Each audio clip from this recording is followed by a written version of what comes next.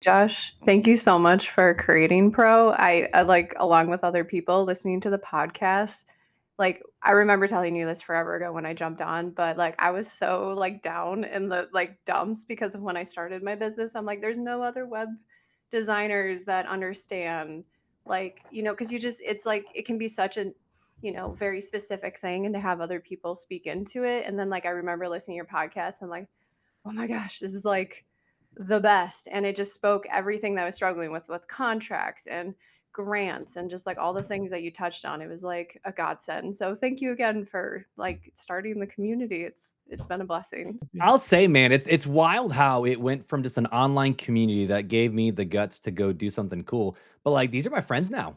Like, I mean, let's be honest, like Ben, we got DM a little bit more, but like, I find myself DMing with Michelle and with Ben and like questions for Lisa. And like, it's just one of these things where it's these are my people. And like, even when Beth knew that ProCon was coming up, like it's already in the calendar. Like it's happening because, these are my people. This is where I love to be. And it's a lonely world and we were made for community and you just happen to facilitate that, bro. So thank you. I don't think that you guys understand that 5 years ago when you started Web Designer Pro, I had barely started my business, right? Like I had been working for friends at that point, and just a couple people locally. And so like really, truly, Web Designer Pro really kicked off my whole business. I mean, I got into SEO, I started doing all that stuff. And like same with Mark, like these people are my friends now. And like I'm just a solopreneur and I don't ever intend to be more than a solopreneur. And so this is just so huge for me because there are people that want to hear me talk about SEO and like that is a rare thing. And so it's lovely to be here. And I just to say like this has really made my business in the last 5 years. And yeah, just can't wait for the next 5. Who you just heard from there are a few members of my community, Web Designer Pro. And in this special edition podcast episode, I'm going to share with you the recent group call we had celebrating 5 years of Web Designer Pro. So what I did is instead of our typical weekly coaching call for all coaching tier members of Pro, I actually opened this up to do a live group call / Q&A session to talk all about Web Designer Pro, what I've learned in building it as a community builder, but also what members collectively have learned and how we've learned from each other to help grow each other's web design businesses. A lot of the questions do revolve around what I've learned in being a community builder, but a lot of them also derail a little bit, get into the podcast here. We get into some pricing, we get into some services, and other things that are going to help you in your business as well. So big thanks to everyone who joined this call live. Again, these are coaching tier members of Web Designer Pro, and they graciously allowed me to repurpose this for you. And it goes without saying, if you've been on the fence, this is a glimpse into the awesomeness of Web Designer Pro and the incredible people that are waiting to be your friend as well and to help you grow your web design business. So I'd encourage you to jump on in. There's more details below to jump into Web Designer Pro. I hope to see you there. You can always start at the community tier, and then when you're ready, you can jump up and join these folks on the coaching tier when you're ready to have direct access to me for DM 24/7 coaching and our weekly coaching calls. And without further ado, here is our little celebration group call Q&A session about Web Designer Pro turning 5. We'll start out with Brian, who wanted to know, how did Lisa become a first member? So for those who don't know, if you're a newer member, this actually started originally as the Web Design Club. So it was not Web Designer Pro in its initial launch. It was called the Web Design Club. And it was just mainly for the students who had been through my one-off courses prior to that, which was Lisa, April, Alexis, and a few others here. So when I launched the Web Design Club, I basically opened it up to just students at first. And it was October of 22 when I said, hey, if you're interested, I'm going to launch this membership. It's going to be a chance for us to do coaching and community and build a community. And yeah, Lisa, Alexis, April, Sandra, Michelle, Christian, a lot of you guys here were in that first wave. So that's how Lisa was one of the first. Yep. Austin would like to know, what inspired you to create a community? So, a lot of it was with doing courses. For anyone who does courses, I think what you'll find is it's awesome, but unless you're getting testimonials proactively, you really don't see the results of people going through your courses. Like when you're a web designer, you see results of your clients because you're re-engaging with them and hopefully they're on your maintenance plan and your care plan or your growth plans. And you're probably getting like real-time feedback. But when you have a digital product, you really don't know what result is happening unless you're, really proactively asking them about it. So that was a big part of it was, and I'm a community builder at heart. I have been since I was in school. Like I can remember building some semblance of community even in school. So I knew I wanted to bring that to this world and to see results, to get to know my students better and to help them more on a deeper level. Um, and recurring revenue. So it was two birds with one stone, recurring revenue. And yeah, just community. I didn't want to just make something and hope it's going well for people. I really wanted that real-time feedback and wanted to build a community. And I really didn't know what it was going to become, but here we are 5 years later, and I feel like in a lot of ways we're just getting started, which is super exciting. So yeah, lots to the original impetus of it, but for sure, Austin, that was a big part. And if you guys have any follow-up questions, let me know because I can bring you up here too if you want to ask a question live. Awesome. Let's go to Michelle, who wants to know. Oh, here we go. Let me spotlight Michelle's. What's the hardest part of running Web Designer Pro? Ooh, I think I'll be honest. The hardest part is when someone leaves. That is the hardest part, especially when it's somebody who is like, oh, like there have been some members who I'm like, oh, I'm so bummed. I know it's a membership. Anytime you have a subscription, you guys know, like if you have a subscription service, you're going to have churn. People are going to leave. And with a membership, I had to learn very early on to not take it personally because Web Designer Pro is my baby. And I'm sure you guys see it too. Like when somebody leaves, it's like, oh man, they're not in Pro anymore. What a bummer. It does it because Pro is so personal. It feels personal when people leave, just like it feels personal when they join and I'm fired up. So that was the hardest part is like making sure I don't take it personally. Michelle, do you want to add do you have a follow-up to that at all? Um, No, I was just asking you a hard question. that's But it's great. true. Like, I agree that like when you like, I think this community has such a closeness to them that when you go to tag somebody and they're not there anymore, you're like, oh no, where did you go? And so yeah, it is sort of sad. But I think that that's also, I think because, I mean, you have to pay to be here. And I think that that's what brings the level of the community up, right? Like Facebook, no one ever leaves, but also the quality is no good. And we're here, like, people sometimes do have to leave. That's fine. Like, that's life. And some of them come back and then it's just a big party. That's the biggie is when they come back, which is really exciting because and I understand like sometimes life happens. You got to step out if whether it's down revenue or whether you're just in a season where you're just not going to be able to be active for a while. Like I totally understand that. We just had Carol who rejoined after a small stint out. Like that's what's even more exciting is when someone rejoins. And that's a testament to our community when somebody leaves and says, oh, I miss it so much. Cause I do get those DMs from people who say like, I miss Pro. I can't wait to come back. So it's a testament to us for keeping it going. Let's do this, guy. I like that. I like when I answer a question, I think I'll bring you up too. That way we can riff on it for a few minutes if that works for you guys. That way we can make this little interactive. That way it's not just a Q&A. Let's go to Mark real quick. Mark, so if you want to follow up with me on this, what's your daily, weekly rhythm look like since you're more as a coach and content creator and not a website designer? Yeah, that's a good one, Mark. Let me ask you, Mark, what do you think it looks like? What do you imagine a week looks like? Well, granted, we're in a season right now with Bria's surgery recovery, daily PT right now, but what do you think it looks like? What do you imagine a coach's schedule looks like? Mondays are Mai Tais at the beach. Tuesdays are, well, I don't know what Tuesday would be. Probably happy hour. Then Wednesdays are probably just your Jack and Coke because you gotta have whiskey. No, I'm kidding. But so a lot of it is more. I know for you, it's working on brand partnerships. I know it's podcasting, setting up guests, and the amount of time that takes, I know is nuts. But it's wild because like I feel like I don't have a set schedule but I try to work within a set frame of hours. But I still have things I have to get done for clients. But I almost picture your position as more of like forgive me for bringing this comparison in, but like that pastoral approach where it's like, for pastors, Sunday's always coming. You're gonna walk up on stage and look like a fool if you're not ready. And so for you with your podcast, your podcast is dropping every week. You're gonna look like a fool if you're not ready. But then throughout the rest of the week, it's you're building, you're dreaming, you're planning, you're connecting, you're growing, you're seeing what other people are doing. So that way our community doesn't suck because if we're stagnant, it's not gonna grow. So I feel like a lot of it is more of you almost just diving in and see what other people are doing and doing well, and then just try to set those conversations up.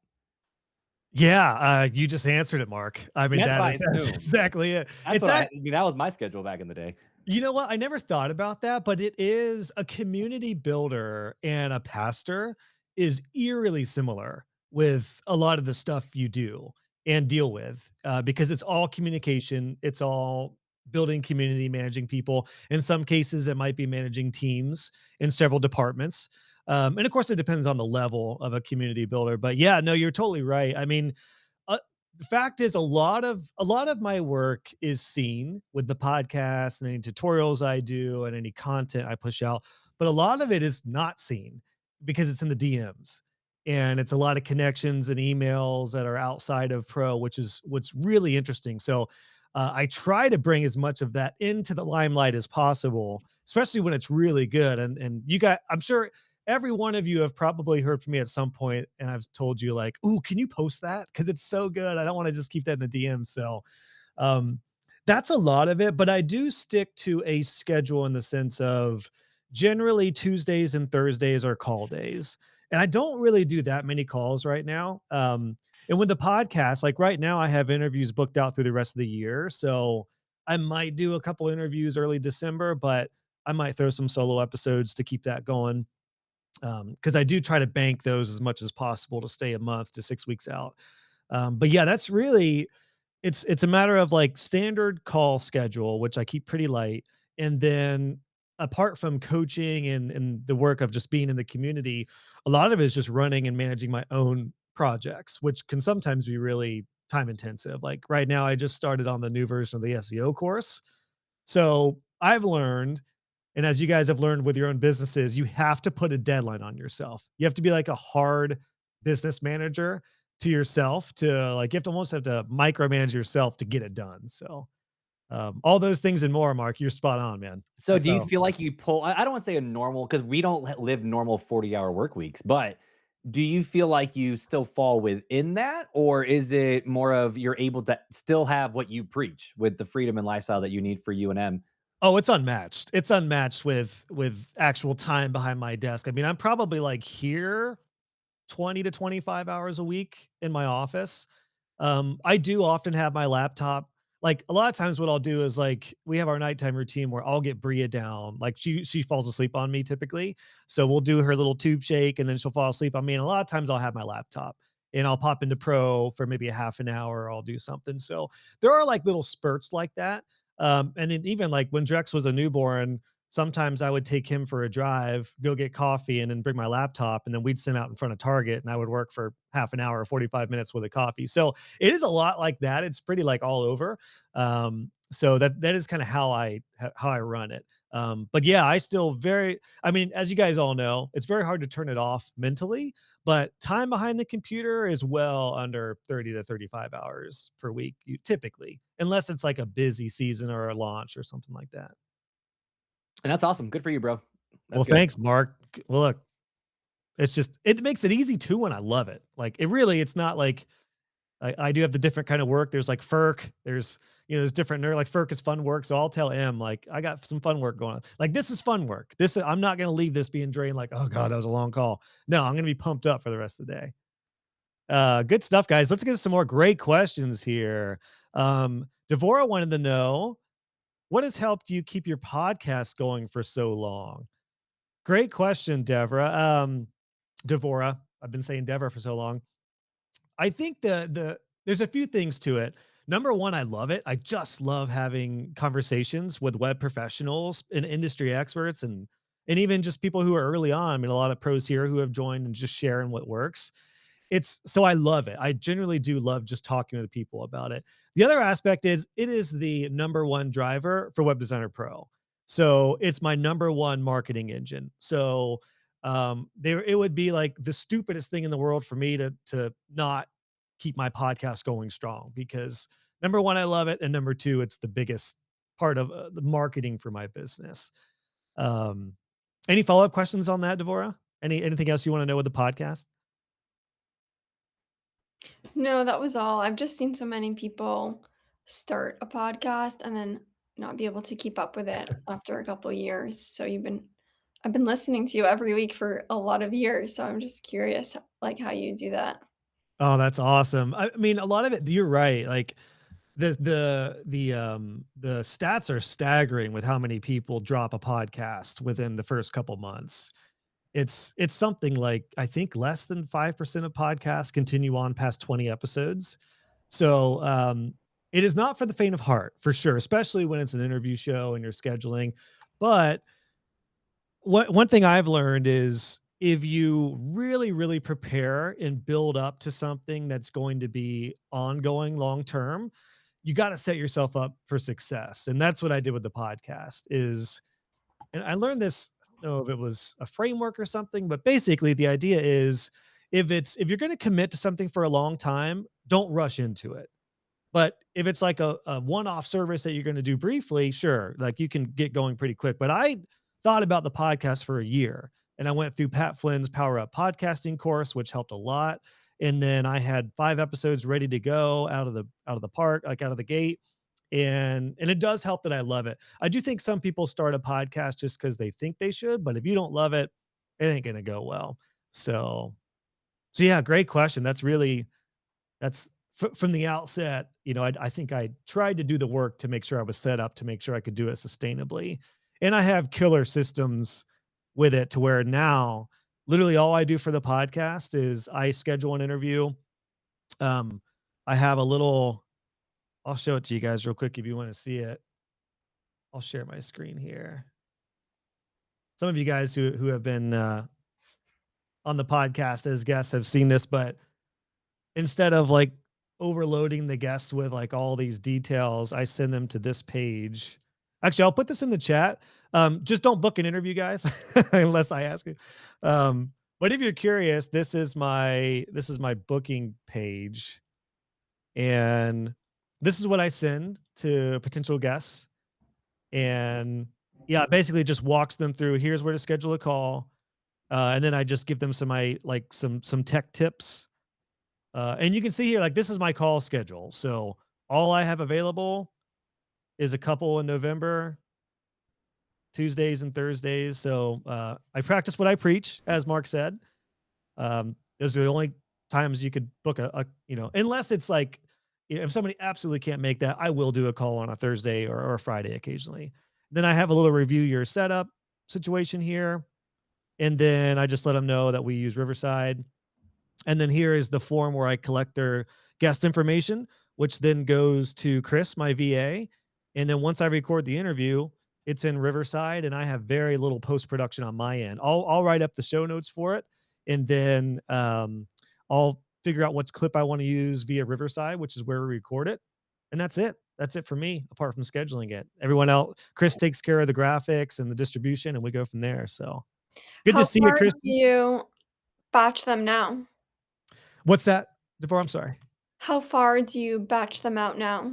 I try to stay about 4 to 6 weeks. So let's do this live. I'll show you. Here's my podcast schedule. Super fancy using Google Sheets. So right now, we're recording this right now. So I'll get this ready for next week. And then I've got 3 already recorded through December. And then I'm going to be doing a couple Actually, I have a couple podcast interviews later this month that will fill up the next 2. And then I'll probably do a solo episode. So that'll be the rest of this year. So I'm generally about a month out. In an ideal world, I am 6 weeks out. Yeah. Oh yeah. Alexia says, ooh, Jay Klaus. Yeah. Jay and I had a great conversation. That's going to be live here in a couple weeks.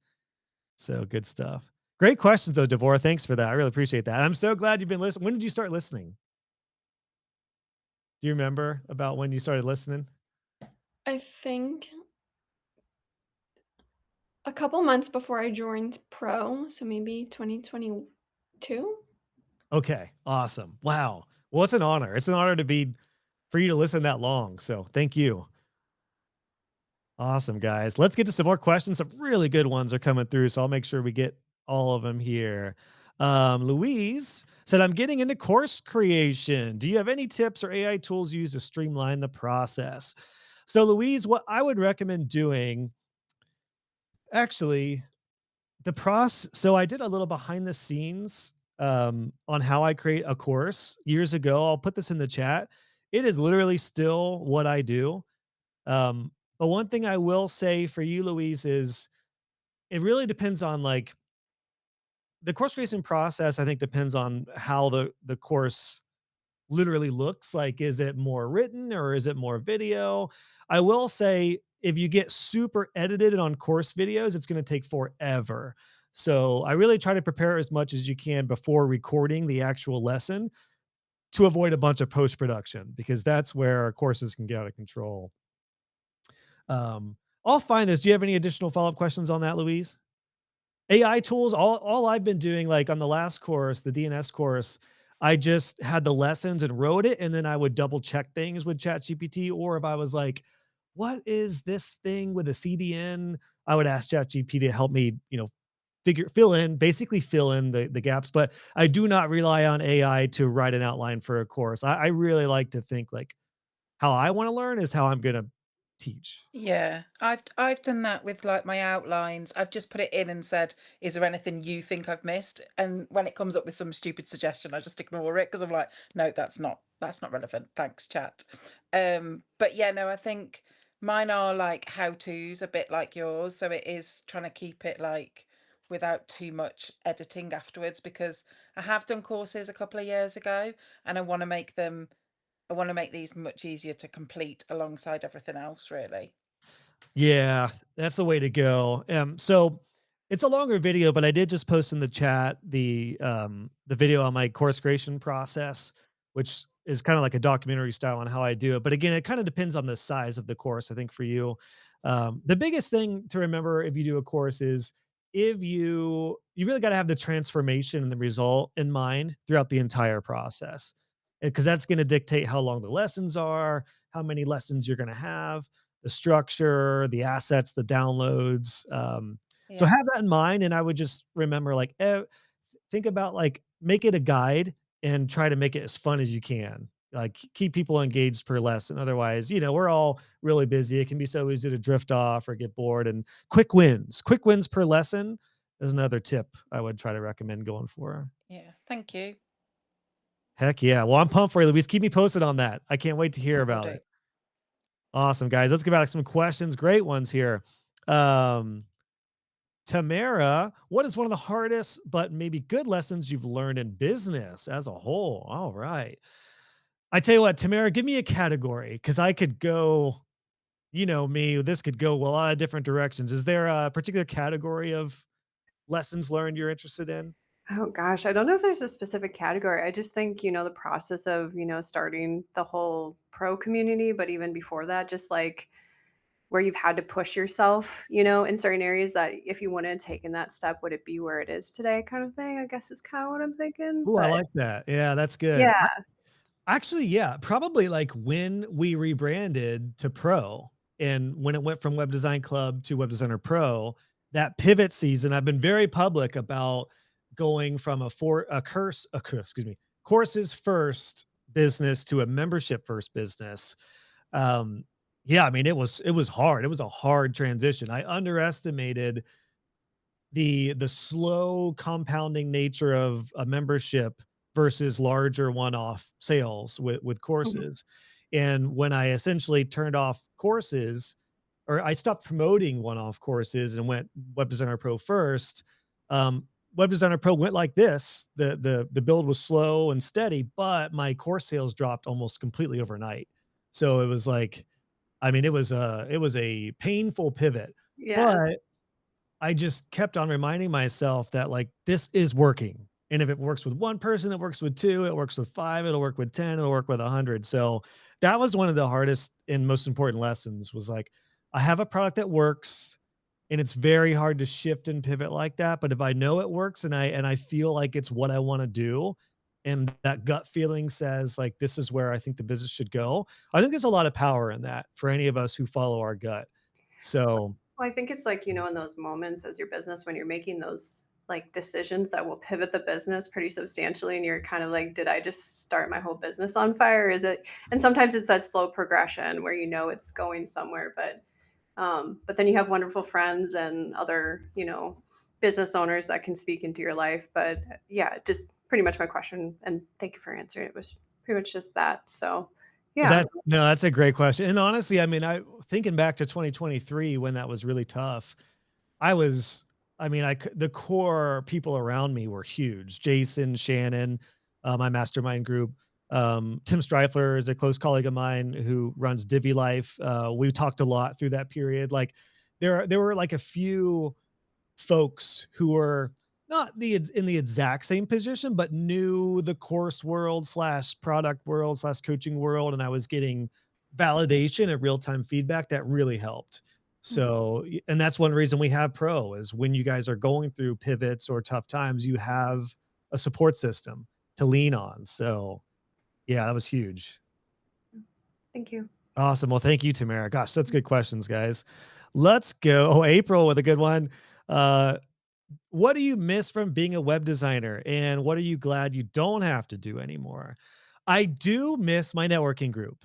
I was actually just thinking about this recently because cat's out of the bag. One of our speakers for ProCon 2026 is actually my financial advisor, who was a founding member of my networking group as well. We were in a group together for 8 years, and she's freaking awesome. And I'm like, I miss Julie. I miss meeting with her every week, and I miss some of the other folks. I don't miss everybody, but I do miss some of the folks, and I do miss that like weekly routine of every Friday morning I'm up and it's networking group time. So I do miss that. Um, I also do miss like a good old I miss a good sales meeting with good notes and like being fired up about like, ooh, I think I can help this client. Like, I'm really excited about this. And like not all meetings go like that, but I do like I remember vividly leaving the Retina group, which is a surgical place in Columbus, and like my notes were slick. I'm pretty sure they're moving forward. And I was like, ooh, this could be awesome. So I do miss that feeling. What I don't miss is content collection. And I don't miss when there's misaligned expectations, which both of those things, I'm trying to help you guys as much as possible with getting clear on both of those. But um, anytime there is a client service provider relationship, especially when it's creative, there are, a little bit of back and forth and like you really need to like work on aligning expectations. But in a way, I'm actually doing that now with sponsors and the partners I'm working with when I'm talking with 17 Hats and with Circle and some other tools I use and trust. Like I have a creative vision idea, but they have budgets and they have a creative vision and idea. So we're kind of meeting in the middle. So I still do some of that, but yeah, definitely don't miss that aspect. Any follow up on that, April? And sorry, guys, I don't know. Sorry. Yeah, I don't know. I know you guys are probably multitasking and working. So no, I was trying to find my mouse. It was on my other screen. No, that's kind of what I figured. It's just there's good and bad to everything, and so yeah, no, the content collection and the misaligned expectations. And I find anytime I don't stick to the processes and boundaries that I have in place, that's when things go awry. And you taught me a long time ago that you can give people, grace and stuff, but they kind of have to earn it first. Like if I have a really good client that she's always been great and she's like, hey, I'm sorry, we need to reschedule this or do it, whatever. I'm way more likely to let her than like a new client who I'm already like not sure about. I'm like, no, we need to do it this way because otherwise it's just going to go off the rails. I've seen it multiple times. So yeah, No, I agree on both of those. And yeah, no, I'm with you on the feeling of a good sales call that you're like, this is going to be good. Yeah. Or you're like, I got a good idea on this. I've already got a vision in my head. Yeah, no, you're totally right, April. I'm so glad you brought that up. You had a lot of validation on that about earning. What did you say? Earning grace, great. kind of letting those boundaries slide a little bit, but you kind of have to earn it first because otherwise, like anytime I've let clients out off the rails, then the whole project gets messed up. So true, especially with calls or texts. It's like, okay, I've been working with this client for a decade. They're awesome. This isn't normal for them. But yeah, that new client that's already a little needy, if they call you on a Friday night and you answer, you just set the precedent for them to walk all over you. Yeah. Yeah, exactly. So no, Good great stuff. answers. Good stuff, April. Hope you and Justin had fun on vacation. Was it last week? A couple weeks ago? Oh no, it was at the beginning of the month. The kids had fall break, so but it was super super fun. We just love going down to Orange Beach, as I know you guys do too. So I know we need double family date this thing up because I know we're never down there at the same time. Although when we first went down there, I asked you a ton of questions like, what do we need to do? Like, where do we need to go and all this stuff. So anyways, now we've got it down to a fine art. Yes, vacation coaching is only something I do to my qualified members as well. So I will share all the hot spots in Orange Beach. Actually, you and Justin and me and him could not be trusted with childcare on vacation, so it's probably best we keep it separate. Oh no, it'd be fun though. Is Justin coming? Is he planning on coming to ProCon next year? Yes, he's really excited. All right, really excited. awesome. So, also, just a funny thing. Justin, I may have already told you this, but Justin and I did this thing where you check off like which states you visited and which ones you haven't. And Justin was kind of reading them off and he's like, Ohio. I'm like, I've never been to Ohio. He's like, yes, you have. It's right there. I'm like, no, but I've never been to Ohio. So we have a joke that Ohio is my bucket list item. So we're checking that off. What a way to do it. Well, we're going to set the bar high because it's going to be freaking awesome again. Side story, for those who don't know, April and I, we met up at WordCamp in 23 and her husband, Justin, drilled me and was like, why does she need a web design business coach? Just straight up asked me. So it's actually a good, I had to be on the spot and answer that. But it did give me in a way I needed that question because it was because a regular business coach doesn't know what web designers go through. And most industries are so different from web design because there's such a creative element to it. Same could be said for photographers and other arts like video and music and stuff like that. But I do think it's important to have potentially a business coach that's outside your industry because they can help, but also one that understands content collection and DNS struggles and all, builder upgrades, all those different things.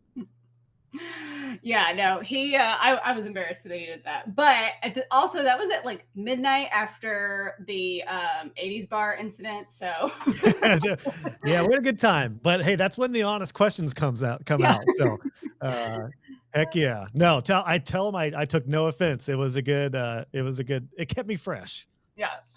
Awesome, April. I'm pumped to see you guys here. And we gotta wait 6 months, but it'll go fast. So same. Yeah, it's gonna be great. By the way, planning on doing first round of tickets here soon, probably this month. So I'll let you guys know as soon as we get the final details together for first round of tickets. Awesome, guys. Let's get to some more questions. And Lisa, will bring you up here too. I know you've had your hand raised. So I'll tell you what, we'll get through a few questions. And then Lisa, if you're good on time, let me know if you need to leave early at any point, Lisa, and I'll bring you up sooner than later because I know you've had your hand up. All right, let's go to Liz, who asked, how do you manage the gazillion notifications without getting glued to your phone, thinking about balance between people demanding your attention and work life? I think what helps for me, Liz, is I am a no notifications guy. I don't even have notifications on Circle, at least on my phone. I do check in on my phone, but I have found myself needing to almost stop that because what happens is I'll see something, and if I don't respond to it, I'll forget about it by the time I get to my computer later or the next day. So that's been the biggie. But I will say this, Liz, and I think this goes for anyone who's managing and helping clients with social media, is social media is such a like secondary thing to me. Like pro is the priority. I generally always log into pro first and try to get to as many questions and DMs as I can before going elsewhere. So that's really it. I just don't have any notifications on. Any follow up on that, Liz? No, I think that's refreshing, and I think that people need to hear that. So often these are conversations that I have with clients as well about like managing expectations with social media and like with people or communities. Like I've run online communities before, and it can be like life consuming if you let it. And so good for you. I think it's great. And I think it's great for people to hear it's okay to turn off your notifications, and it's okay to make people wait for a response. And it's okay to kind of cap your time on that, because otherwise it can kind of take over. And then it's not necessarily an income producing activity, right? Like it can be, but not always. Not all notifications are equally important. Well said. Yeah, and kind of to April's point of like the earning the priority communication for pro, it's like the level of hierarchy is DM from coaching members. Like you guys, I really try hard to get within 24 hours weekdays. It's very rare that I go past that. Sometimes 48 if it's like a Friday to Monday, but generally, that day I try hard to do that. The next hierarchy is mentions. So like if somebody mentions me in a post, I'll get to that. And then it's like scanning the forum and general questions or some of the chat spaces. So, and then one thing with social media, for anyone who has like a coaching program or is balancing any sort of, even if it's like a customer community or customer membership, is if you make yourself super available on social media, it gives less incentive for them to join coaching or join your community or membership. So just a heads up on that. I'm actually really glad that I sold my Facebook group, because for those who don't know, I built up the Divi web designers group to like 20K plus people. It's still huge. It's still a great group. But one of the reasons I didn't really recognize this initially, but one of the reasons I'm glad I sold that to Tim Streifler with Divi Life, and one of the reasons I'm glad I stepped back from that, is I think if I was super active in Divi web designers, people might be like, well, why pay for pro when I can just talk to Josh in this free Facebook group? So I think, and I would relay that to clients too, who are doing memberships. Like you got to make sure if somebody's paying for access to you, it needs to be a very clear reason why. And you got to watch your availability in other channels. So I think that helps too, Liz, is like, I'm just not that worried about Instagram notifications or LinkedIn or Facebook as much. Like those are, it's cool. I love seeing likes on posts, and I do enjoy DMing some people, especially when it comes to people who are curious about pro or maybe former members who are thinking about rejoining. But yeah, it's secondary for sure. Great question though, guys. Oh, these questions are great. All right, let's get to some more here because there's some good ones coming through. Megan, and then Jude is up next, and then Lisa, let me know how you're doing on time. We'll make sure we get you up here to chat as well. Thinking about podcasts, says Megan. Did it take you time before you stopped feeling like an imposter, or were your YouTube videos first for you? I'm asking because I think the thing that stops me from posting on social or starting a YouTube channel is thinking, why would anyone care to follow or watch what I have to say?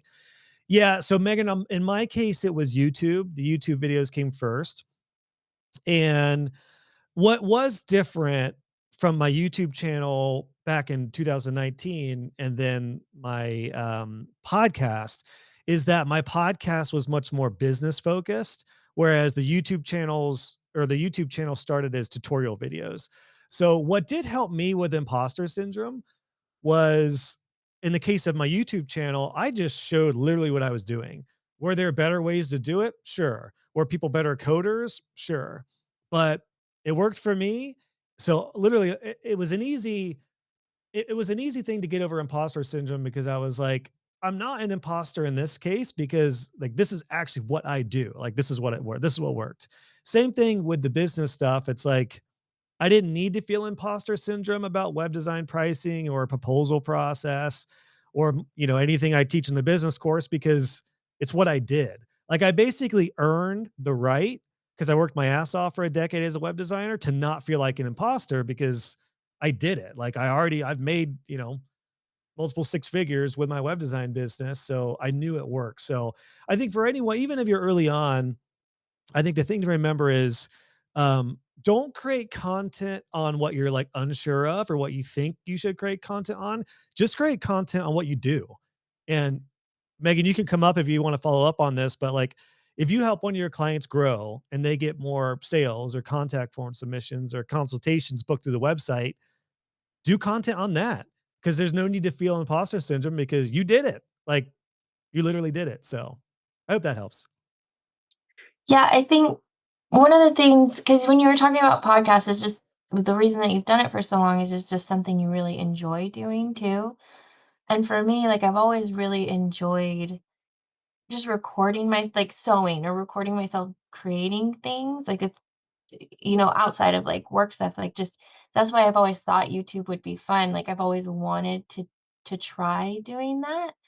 And so that was, but I'm just getting myself behind the camera. It just feels really like uncomfortable for me, right? Because I've never really done it much. And so just getting over that, like, is self-deprecating the right like mentality of like thinking like why would anyone, or maybe I'm not good at it, why would anyone care to watch it type mentality of just trying something new. How much have you made in your first couple years to start, Megan? I mean, like you're on track to potentially do, like you're building a six-figure business, fair to say, right? Yeah, I think this year I'm not gonna hit that, but I'm like this close to at least doubling last year's, which is really cool. So the reason I framed it like that is how many web designers would kill to be able to say, I'm going to double my revenue from one year to the next. And I have the foundation for $100,000 business. A lot of web designers would love to know what you did. So, um, yeah, I mean, that's all the proof you need right there.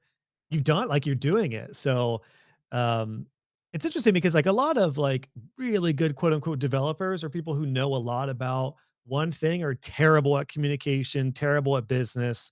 So it's like, yeah, maybe there's better, developers or designers, but you're the full package, Megan. You're a designer, you're developing, you're a great communicator, you're helping your clients, you care, and you're doing it. So like that is something to be super proud of. And that goes for everyone here, especially those of you who are early on. The other thing I would say for content, just don't record, like if you do record yourself face to camera, just do like the little loom in the corner. Like it doesn't need to be, the Megan show to start. My Mhm. tutorial videos, I wasn't even on camera for like the first, I think, year and a half, or like a lot of them. They were all just screen recording. So if you like showing your work and showing what you're doing, that's what I would do. Obviously you want to gear it towards clients, but you could probably just like showcase a design and say like, here's how I built this, section with Elementor, and here's how this helped my client. You potentially don't even need to be on camera, or maybe you could just do a quick intro and pop up and say like, hey, I'm Megan, web designer, information here, and then it goes to the video. So yeah, no, you Perfect. don't, no one needs to be, a social media influencer as a web designer for sure. Right. It's so intimidating, but yeah, and thank you. And then just even all the comments of everyone. It's so hard sometimes to like feel like I don't know, to transition your mindset from like being just like a grunt at a job to like being actually talented and like knowing what you're doing, you know? Yeah, from grunt to business owner. I mean, I think pretty much everybody here can relate to that on some level. But I'm glad you mentioned that, Megan, because I'm just thinking back to when I met Nathan, who was the content manager with Elegant Themes, the creators of Divi, years ago, almost 10 years ago. I felt that same way because I remember I was almost making six figures. Like I was going to make six figures back in 2016 with my business. I felt like that was nothing. I knew agency owners who were doing way more and who had teams. So I just felt like kind of a loser freelancer. But he's like, you're almost doing six figures making Divi sites. And I was like, yeah, with my maintenance plan and my networking group. And he was like, that's incredible, dude. He's like, a lot of people would love to learn from you. And I was like, oh, didn't think about that. So yeah, you're there, Megan. You're there. A lot of you guys here are there. Awesome questions, guys. All right, we'll get to a few more and then we'll bring Lisa up. If that sounds good, Lisa, let's jump over. And I'm trying to keep an eye on the chat too. There's always great chat going on.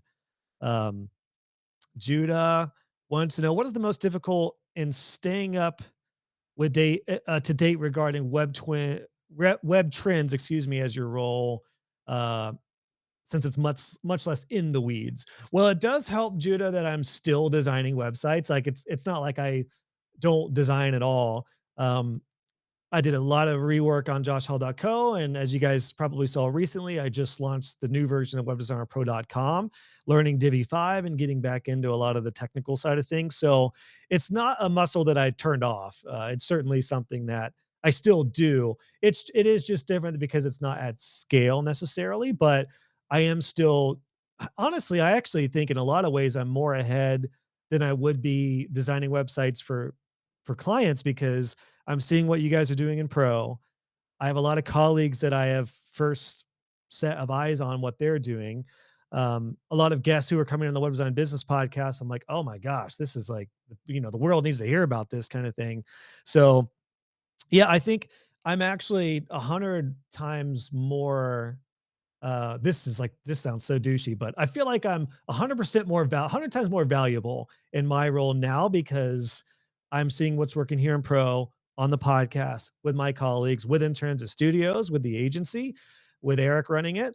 Um, yeah. So like I have a unique perspective that I try to make sure I don't lose sight of. Um, if I was building websites for clients at scale right now, I wouldn't be able to see all the trends that are happening. And uniquely too, when I was building WordPress websites, I didn't know anything about any other builder. But now we have folks like Emily here doing Squarespace sites. We have folks doing Wix sites. We have folks doing a lot more circle builds now with different tools. So we have some Webflow users. Like I am seeing what a little bit, like I kind of have my foot in all the different areas of web design. So does that make sense, Judah? It's kind of how I feel. It's a great question because I do get that a lot. Yeah. Not sure if Judah's still here with us, but my thoughts on that. Okay, cool, guys. Let's get to a couple more questions. And Lisa, if you're good to come up, I'll bring you up. Man, such good questions, guys. I hope you guys are having fun too. I know this is just kind of a live interactive Q&A, but hope this is helping you guys as well. Where do you think community building is going in the future? It seems everyone is jumping on having community nowadays.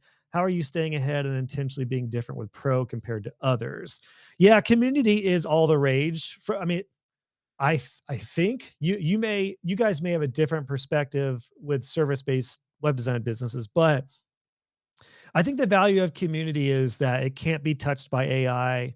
It's something that can be very, very valuable as an asset, especially if it's with a like recurring revenue membership model. Um, but community is extremely difficult for all the reasons we've talked about so far. Um, I think that the trick with community is by nature, community can't be huge. This is the balance with Web Designer Pro. It's also the reason I went to the tiered model last year because we were at capacity with this coaching tier. This call right now, can you imagine if we had 200 people on this call, guys? Like it would be an 8-hour call. So like community by nature needs to be almost like constrained for it to be healthy. And actually going back to like what Mark said earlier with community builder being almost like a pastor, for anyone who has been in the church world before, what happens for those who don't know, when a church reaches a certain size, you have one or two decisions. You become a mega church and have like 20,000 people come, or you split off in locations and you have like micro churches under the same umbrella. I really think community building is like that too. Pro, if I wanted to, we could make pro so there's like 10,000 people in it. Do you guys want that? I don't know. I see a lot of heads shaking. I saw every head shaking. So it's the sweet spot of like keeping it at a healthy size, But one problem and one challenge too is when people get busy, it's harder to have time to show up. So a community can be very quiet if members are being successful and they just don't have time to engage like they used to. So it's a very, very tricky balance. And it's one that I'm still working through and trying to maintain pro healthy size while also being welcoming to new folks and also making sure people who are busy and don't have the time to invest like they did previously still come back.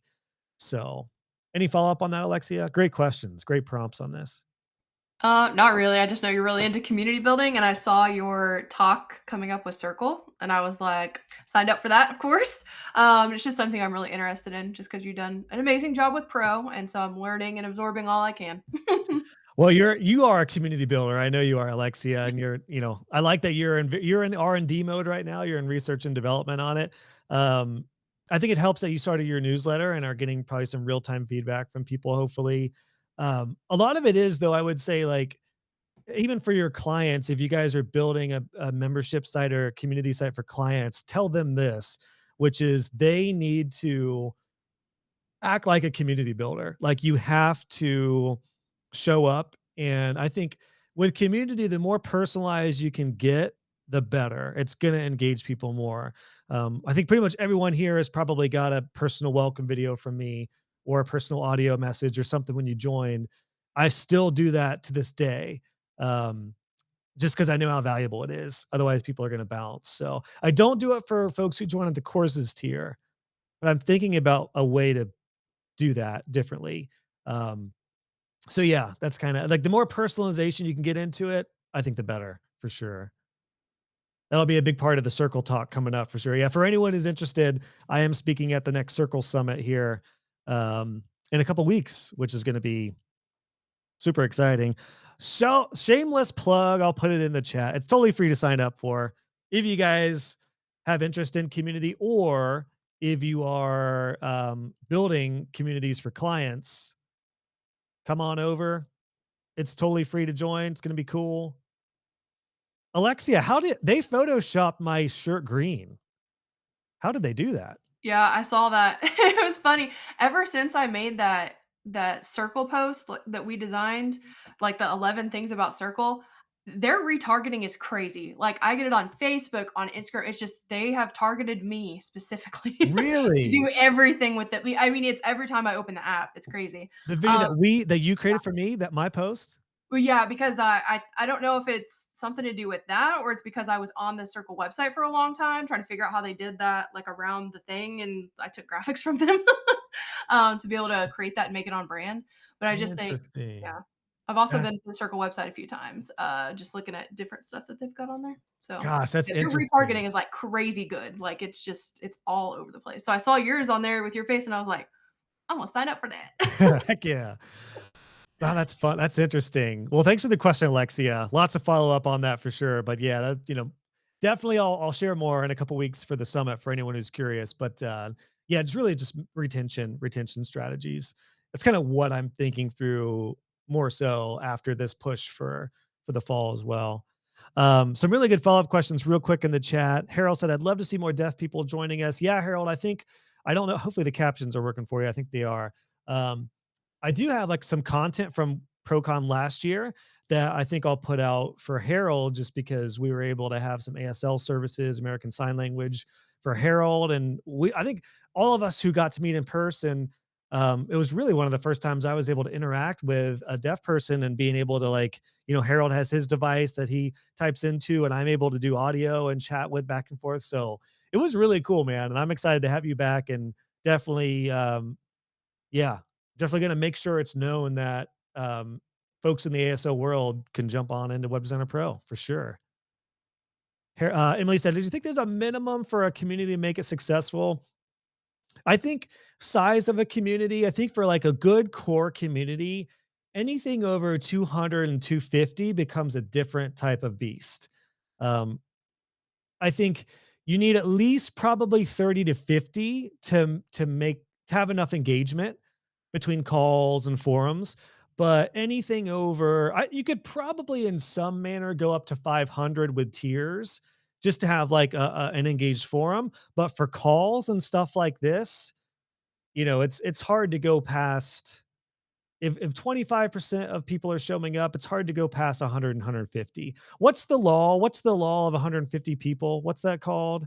Where, I mean, like evolutionarily, tribes were generally 100 to 150 people because once it got bigger than that, it's too big to manage depending on the hierarchy. Then you have like separate tribes. So there's something to that in the community world as well. All right. Lisa, her arm is so tired. Let's bring Lisa up. I'm so sorry, Lisa. Let's give you some time to shine. Do you have a question or thoughts? And then we'll get back to some more questions. I know Megan's not here. Megan, if you're listening to this replay, find your sweet spot in what you want to put on YouTube, because people want to hear you and people want to know what you know about said topic. So yeah, that's what I want to say, because she's got it going. She'll do fine. Yeah. So anyways, Shoot her a note too, Lisa. Give her a little, maybe follow I up with a little. will. That'd be Yeah, great. She'd love to hear yeah, from you. That yeah. is also just a good rule of thumb for anyone creating content. It's find your sweet We spot. What you all like. have something to share. We all have something that is unique. That mine just happened to be a tad adjacent to web design, but I was always trying to find the little piece that I can share about what I do as a whole. So there you go. Yep. There's my Because we have our own human story behind it. We have yeah. our own perspective, which Lisa and I we could do tutorials on the exact same topic and they would be completely different because of our experience around it. Thank you. Thank you, Lisa. Right.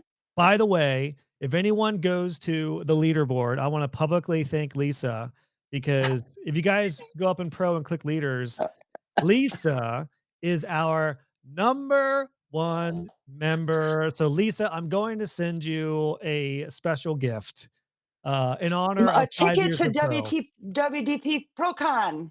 I was No, I'm thinking just more kidding. free swag, but I'm just kidding, Josh. I'm getting the ticket. I'm just that's playing. that's That's tempting. awesome.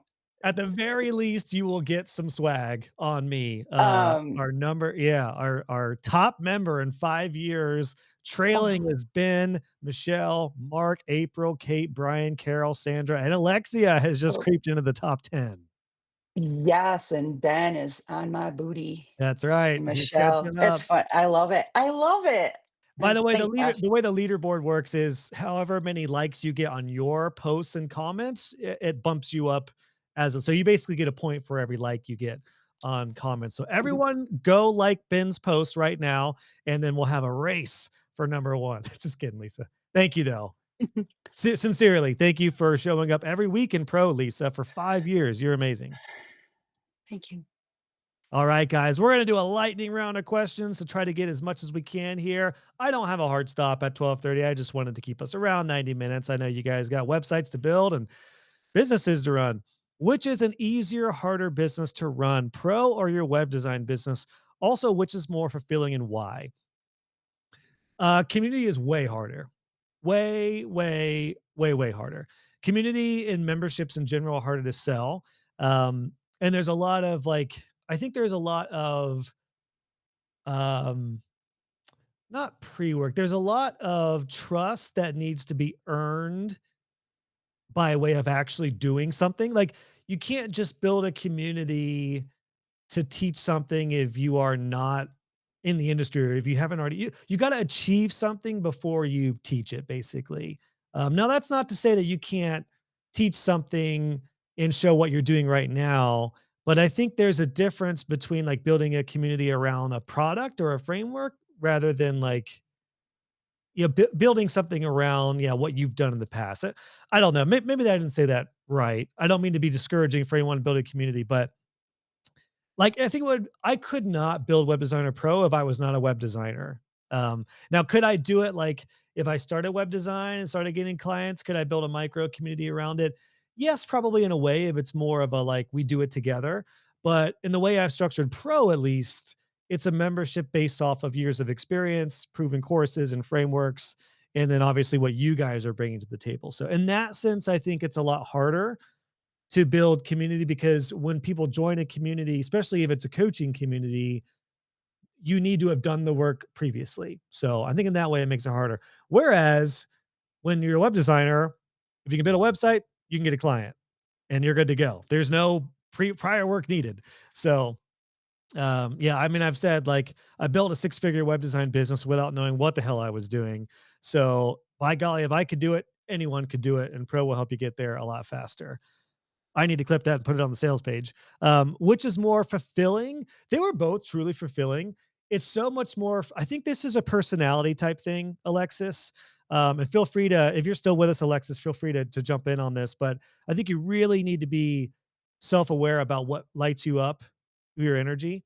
I loved working with clients, but I love teaching more, and I love helping you guys build your businesses more. It's more fulfilling to me, but I've seen people just like Devora said earlier, people start a podcast and they stop because it's not fulfilling to them. Same thing with communities. I've seen people start communities, but they're not a community person. And that's not right or wrong. It's just, you got to be honest with yourself. Do you want to provide a service? Do you want to provide a product? Or do you want to provide, a mix of the two in the form of a membership and be more community? So Alexis, let me see. I'm not sure if you're still, any follow up on that, Alexis? Looks like you're still here. Yeah, no, not really. That was really great answers. I was just curious, so, your experience with it. I was really surprised to find out that community building is harder. I didn't think you would say that, honestly. So that was really good insight from your perspective on that. Yeah, I think anyone who tries it out finds it out pretty quickly. It's like, wow, because there's just so many variables to community. Where like when I built up my web design business, it wasn't a community of clients. It was just a list of clients that was kind of individual services to them. Yeah, community is a whole nother ball game in the way of yeah, building something that's going to be a foundation to last. But all of you guys here are such a testament to that. Alexis, you told me something when we met up at ProCon a few months ago, which was you said, like, out of a lot of the courses and programs you had been through, you had mentioned a distinction for what we have here in Pro and my stuff is that you felt like I genuinely cared.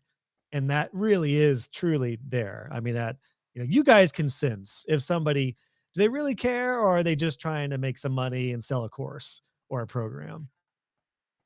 Definitely, 100%. I've been a part of so many communities back in the day, even like before 2020, like between 2012 and 2020, I joined so many different communities. And most of the time, you can just tell that they just really want to make what they want to make and do what they can to appease people. But you can really tell the difference when somebody like truly cares. So I know that you love this so much, but I also know the love and affinity you can have for what you do as a web designer. So I was also really curious about, like, which one you felt. So it's interesting to see that you do love this more, and I can totally see that because you're like a people person, so it makes sense. So that makes a lot of sense. Yeah, but you're right, Alexis. Like, it is something that's hard to balance sometimes because when I do get into like design mode and creation mode, it's a different muscle. And I have to remind myself, like, I got to show up in Pro. At the very least, don't go 24 hours. So like when I was designing webdesignerpro.com, I was like, I mean, honestly, like I could have disappeared for 3 weeks because I was just in it. Like I was all I was thinking about, but I had to remind myself, got to do a little coaching. Just like I learned as a web designer, I'm working on a new site. That's all I want to do, but I got to do maintenance, my hourly reactionary time. I got to make sure everything's running with the business, and anything that needs to be attended to, do that. So it's like the same processes and muscles I built up as a web designer still translate to what I do now. But yeah, it definitely, yeah, the fulfillment of like the care and loving it is huge. But that translates to you guys too. Like, clients know when you really care. They know when a web designer cares about them versus when they feel like a number on a spreadsheet. True. Very true. Gosh, that's good questions, guys. I could talk to each of you individually for over an hour, but time is a son of a gun. So let's get to some final questions here. Thanks, Alexis, for that one. Sandra, what does your wife think of the community, especially after meeting people at WDP Con? She loves it. it's fascinating because my wife is wired almost exactly different. We talk about this often. We just talked about it recently about how like if she were to build an online community and do a podcast, she would hate it. And it's not because she doesn't like people, she's just it doesn't give her energy. Like she's not a community what gives me energy does not give her energy. She is a an extroverted introvert. So like she loves to go to a party and loves to meet people and have conversations, but she's done for like 2 to 3 days after that. She needs to recover. Whereas like when I leave a big old party, I'm like, let's go to the next one, or like let's do this again tomorrow. Like when can we meet up for breakfast?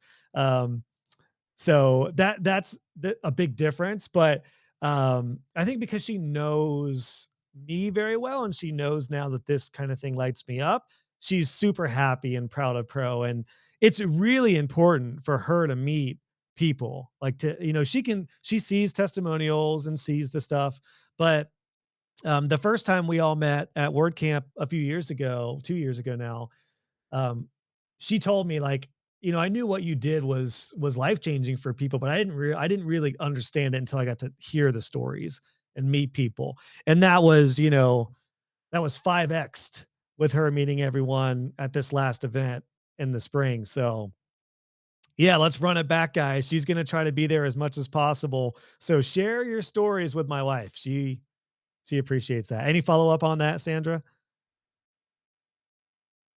Not sure if Sandra's still here. I know everyone had a long session here, so if you guys need to bounce, no problem at all. Yeah, let me know if you have any follow up on that though, Sandra. If you're multitasking, or Sandra might be off for lunch. Who knows? Might be selling 3 or 4 vet websites and landing support plans at the rate that she's going. I think Sandra's managing like over 400 sites now with maintenance plans. Wild sauce. So we'll see if Sandra comes back and has any follow up on that. Caleb, do you wear your WDP shirt all day on Tuesdays, or do you put it on right before the call? Yeah, it depends, Caleb. Um, the good news is the Pro swag is extremely comfortable. So it's a great time, guys. Actually, I need to shoot. I just realized I need to change the logo. We're copyrighted now. There's a to-do item for me. I got to change the logo on all the Pro swag. Dang it. Why did I put the TM there? Why didn't I just do it without it? All right. I got to work on that, but go get some Pro swag soon. It's all super comfortable, which helps because I actually do want to wear it.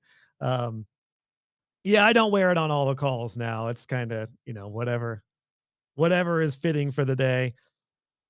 But I do often wear them to coffee shops just because you never know when you're going to get that lead. Pandora, good question, Caleb. Great to see you here. How did you plan to stop running a web design company? Interested in long in plan. So, it's probably worthwhile if you guys are curious or if you hadn't listened to it or you want to re-listen to it because it was a long time ago. But I did an episode with Eric on the entire process of selling in transit and what that looked like leading up to it. So I'd recommend checking that out. It's worthwhile for those of you who are interested in selling your agency, potentially not even if you're interested in doing it now, but eventually. Hopefully my experience can help you. But I didn't it was something that was not planned by any means, and it came very quickly, quite honestly, because in the spring of 2020 when COVID hit, my online courses just started selling like hotcakes, for lack of a better term, and then I realized like, wow, there's a huge opportunity to do courses, like really do it and complete my set of courses and really go for this. And I also just started loving it more and more. I mean, I had been a web designer for a decade at that point, and as I've said publicly, I was not burned out and I didn't have any anticipation of just jumping ship, but I just loved teaching way more. And I got to the point I was doing one proposal, and I remember being unexcited about a $4,000 proposal. And I was just like, oh, whatever. If it goes, cool. If not. And then I caught myself. I was like, wow, if I'm not excited about making 4 grand, something has shifted. Something has changed a little bit. And it was like, I was more excited about selling a $97 course than a $4,000 website. And that's when I knew like, okay, I think I'm ready to take this more seriously. And because I just cannot run two businesses at the same time, because I'm like hyper focused on one thing at a time, I knew like, okay, I needed to, it was time to do this. So check out episode 53 of the podcast to go deeper into that if you're curious. Alexia said the TM on these Pro Swag shirts are going to be a higher value now. Oh, going to find them on eBay. Alexia is going to be selling her Pro Swag on eBay. All right, another revenue stream. Brian said, not excited about $4,000. Right. Well, and again, I mean, $4,000 in the course world for sure, but it truly was like you catch yourself. You do something for a long time, and you do get to a point where it just becomes unnovel. Um, and yes, I could have absolutely kept on going with my web design business and offered something new, or got into growth plans, or raised my rates, or change it up. But because I was just more passionate about teaching at that point, and it started taking off, it was like a new, exciting thing that I wanted to go for. And thankfully I did, because I could not have launched Web Designer Pro and done a full-time web design agency. So follow the gut, follow your gut. Great questions, guys. All right, final call for questions. Jump them in the Q&A box if you have any questions, and then we'll do a final go around here to see if there's any final thoughts. Palette cleanser. If given the choice, asked Ben, and you can only choose one, are you ordering a hot dog or a corn dog? Actual question, because I'd like to begin offering accessibility boost for both my brands. Interesting. I would run a few automated accessibility check to find non-compliance, fix issues before after recording. I'm thinking of pricing this at $9.97. What is your immediate reaction? Well, to the first question, Ben, hot dog. I prefer hot dog. Just a good old-fashioned hot dog and a baseball game, which you can have with me too when you come to ProCon 2026. Tickets available soon. For the accessibility boost, I would try to keep it under 500. I think $1,000, it feels like a low-end offer, and 1,000 seems like a bit of a harder grab. If anything, maybe work up to that, Ben, but let me know if you have any feedback on this. And I just know this from selling SEO Boost. $4.99 SEO Boost were selling like hotcakes when I was doing proposals. So I think accessibility is going to be an even tougher sell, even at 500. So you need to explain why it's going to be money saving. I would keep it under 500 and then work up to 1,000. Ben, I'm not sure if you're still here. Let me know what you think about that. I am still here. I don't know if you can hear me. Yep, gotcha. I think that makes sense. I was kind of just like arbitrarily throwing it at 1,000.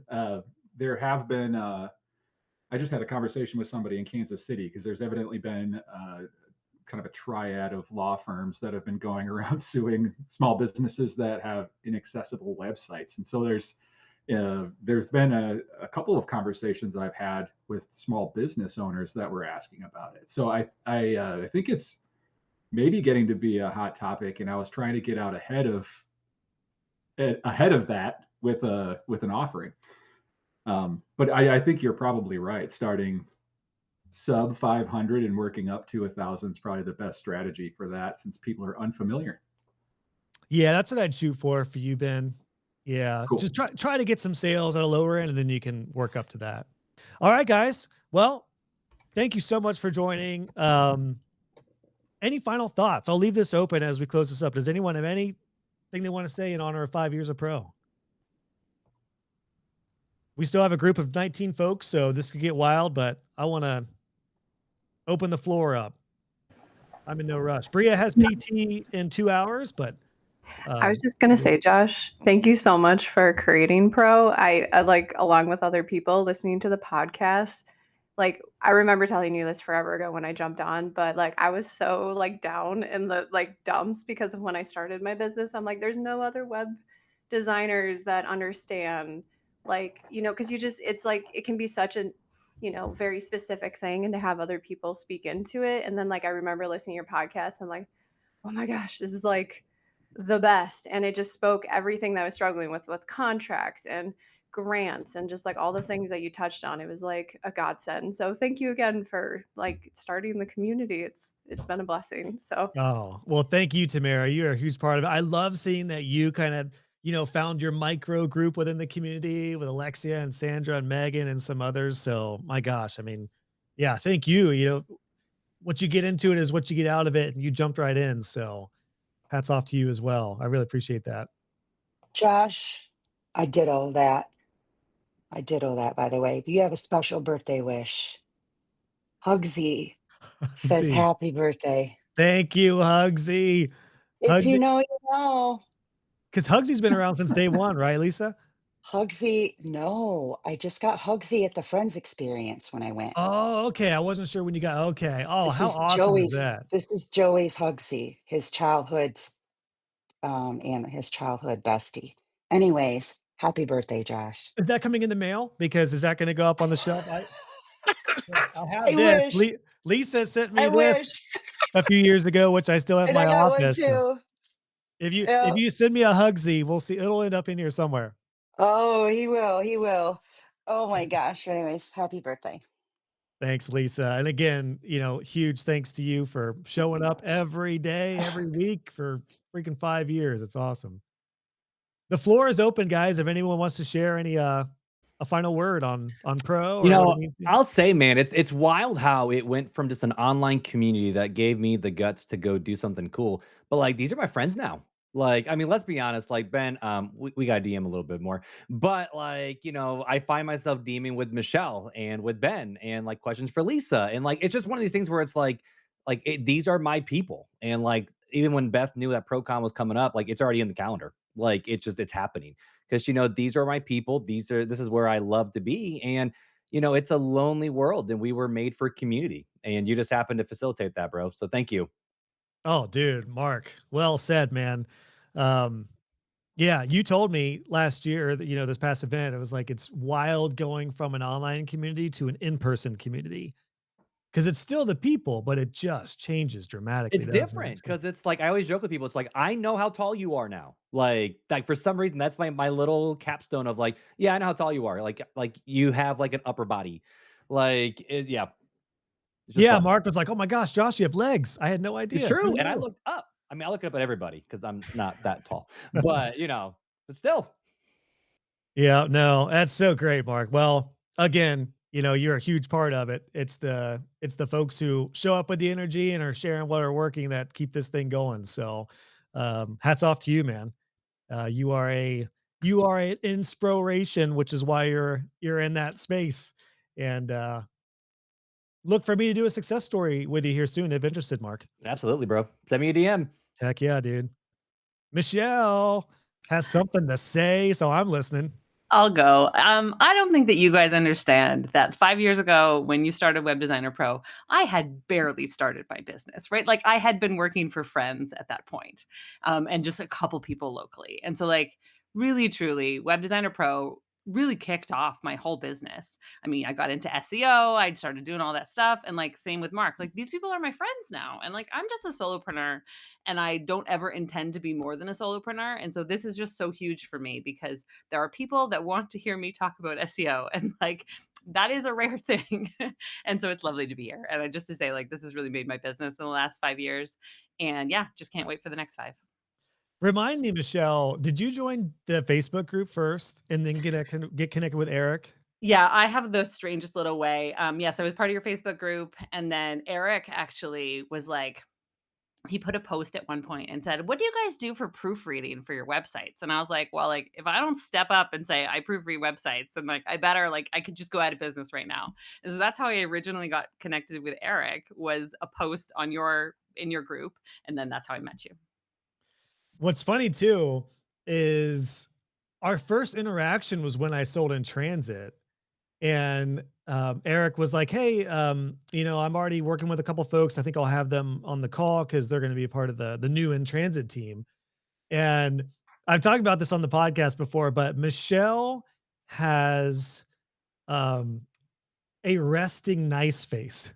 And we all usually have some sort of girls have the resting bitch face, guys have the resting grump face. But Michelle was just like smiling and nodding. And I remember being on the call being like, who is this? This seems like a great person. And then she came through with her copy stuff and then started talking SEO. And I was like, oh my gosh, uh, unicorn, hidden gem. So to you, But you were Michelle, both of you were so encouraging to me when I was just getting started. Like I really don't think I've ever told you this, but like really, you guys were some of my first clients that weren't people that like were very good friends. So I had learned how to do it before I met you guys, but I think I was too shy to go out there and sell it to people I didn't know. And now like it's just normal that I sell to people on the internet. So it's just lovely. well, you are a huge, and everyone will back me up in saying Michelle is a huge part of the DNA of Pro. So thank you for, Thank you. I know how much it's meant to you, but I mean, it's you, you've meant a lot to us too. So thank Awesome. you, Thanks so Michelle. much. And speaking of Michelle, she will also be speaking at ProCon 2026. The date is announced. Tickets will be dropping soon for coaching tier members to get early access to the tickets. So Michelle, I can't wait to see you in person again, round 2. And Mark, I will tell you, heads up, Michelle is taller than you might think. So heads up. Literally heads up. I will bring my box to stand on. We'll be ready. Mark's gonna come in platform shoes. Just grow the hair and get a couple inches, you know. We'll get Mark some platform shoes for ProCon 26. Anybody else? Any final thoughts before we head off here? Final thought, Pro's awesome. Y'all are great. I'm seeing all the graphics in the chat and they are lovely, making my heart happy. Yeah, I remember when I came to Josh with that idea and I was like, is this too cheesy? And he's like, nope, I love it. I'm like, perfect. So yeah. And everything about Pro has just been amazing. So I don't see myself ever leaving. Y'all are like the best. So yay. Heck yeah, guys. Well, Alexia, thank you. Thank you all for joining today. What a fun chat. Thank you for spending some couple hours here. For those of you who have hung around to the end, this has been awesome.